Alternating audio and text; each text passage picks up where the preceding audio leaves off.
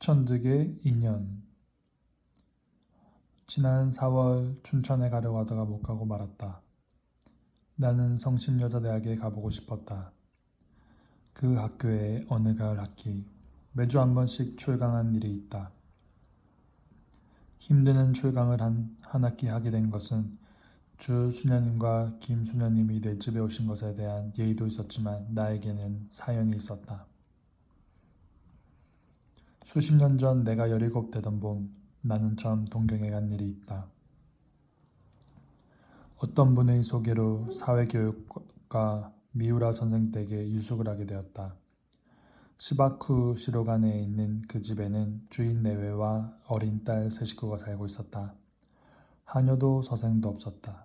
눈이 예쁘고 웃는 얼굴을 하는 아사코는 처음부터 나를 오빠같이 따랐다. 아침에 낳았다고 아사코라는 이름을 지어주었다고 하였다. 그 집들에는 큰 나무들이 있었고 일년초 꽃도 많았다. 내가 간 이튿날 아침 아사코는 스위트피를 따다가 꽃병에 담아 내가 쓰게 된 책상 위에 놓아주었다.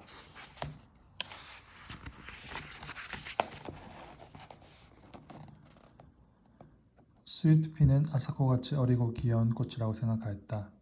성심여학원 소학교 1학년인 아사코는 어느 토요일 오후 나와 같이 저희 학교까지 산보를 갔었다. 유치원부터 학부까지 있는 가톨릭 교육기관으로 유명한 이 여학원은 시내에 있으면서 큰 목장까지 가지고 있었다. 아사코는 자기 신발장을 열고 교실에서 신는 하얀 운동화를 보여주었다. 내가 동경을 떠나던 날 아침 아사코는 내 목을 안고 내 뺨에 입을 맞추고 제가 쓰던 작은 손수건과 제가 끼던 작은 반지를 이별의 선물로 주었다. 옆에서 보고 있던 선생 부인은 웃으면서 한 10년 지나면 좋은 상대가 될 거예요 하였다. 나는 얼굴이 더워지는 것을 느꼈다. 나는 아사코에게 안데르센의 동화책을 주었다. 그 후 10년이 지나고 3, 4년이 더 지났다. 그동안 나는 초등학교 1학년 같은 예쁜 여자아이를 보면 아사코 생각을 하였다. 내가 두 번째 동경에 갔던 것도 4월이었다. 동경역 가까운 데 여관을 정하고 즉시 미우라 댁을 찾아갔다. 아사코는 어느덧 청순하고 세련돼 보이는 영양이 되어 있었다. 그 집 마당에 피어있는 목련꽃과도 같이 그때 그는 성심여학원 영문과 3학년이었다. 나는 좀 서먹서먹했으나 아사코는 나와의 재회를 기뻐하는 것 같았다. 아버지 어머니가 가끔 내 말을 해서 나의 존재를 기억하고 있었나 보다. 그날도 토요일이었다. 저녁 먹기 전에 같이 산책을 나갔다. 그리고 계획하지 않은 발걸음은 성심여학원 쪽으로 옮겨져 갔다. 캠퍼스를 두루 거닐다가 돌아올 무렵 나는 아사코 신발장이 어디 있느냐고 물어보았다. 그는 무슨 말인가 하고 나를 쳐다보다가 교실에는 구두를 벗지 않고 그냥 들어간다고 하였다. 그리고 갑자기 뛰어가서 그날 잊어버리고 교실에 두고 온 우산을 가지고 왔다. 지금도 나는 여자 우산을 볼 때면 연두색이고 왔던 그 우산을 연상한다. 쉘브르의 우산이라는 영화를 내가 그렇게 좋아한 것도 아사코의 우산 때문인가 한다. 아사코와 나는 밤늦게까지 문학 이야기를 하다가 가벼운 악수를 하고 헤어졌다. 새로 출판된 버지니아 울프의 소설 세월에 대해서도 이야기한 것 같다. 그 후 또 10여 년이 지났다. 그동안 제2차 세계대전이 있었고 우리나라가 해방이 되고 또 한국전쟁이 있었다. 나는 어쩌다 아사코 생각을 하곤 했다. 결혼은 하였을 것이오. 전쟁통에 어찌 되지는 않았나. 남편이 전사하지는 않았나 하고 별별 생각을 다 하였다. 1954년 처음 미국 가던 길에 나는 동경을 들러 미우라 댁을 찾아갔다. 뜻밖의 그 동네가 고스란히 그대로 남아있었다.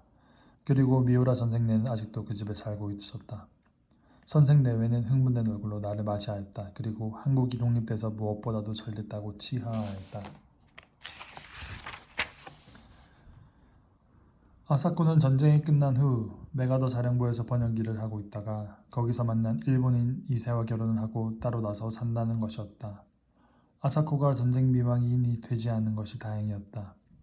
그러나 이세와 결혼하였다는 것이 마음에 걸렸다. 만나고 싶다고 그랬더니 어머니가 아사코의 집을 안내해 주었다.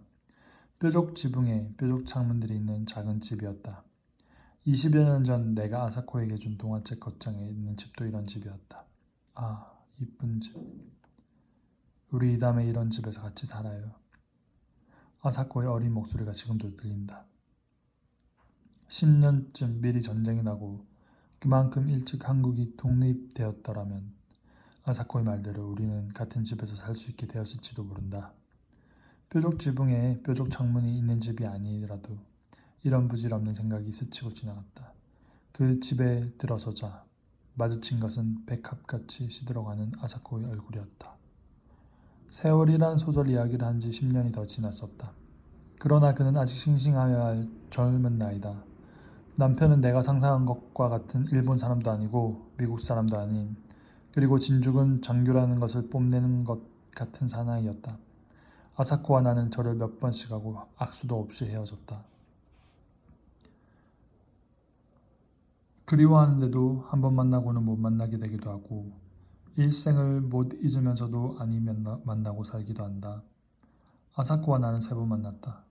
3번째는 아니 만났어야 좋았을 것이다. 오는 주말에는 춘천에 갔다 오려 한다. 소양강 가을 경치가 아름다울 것이다.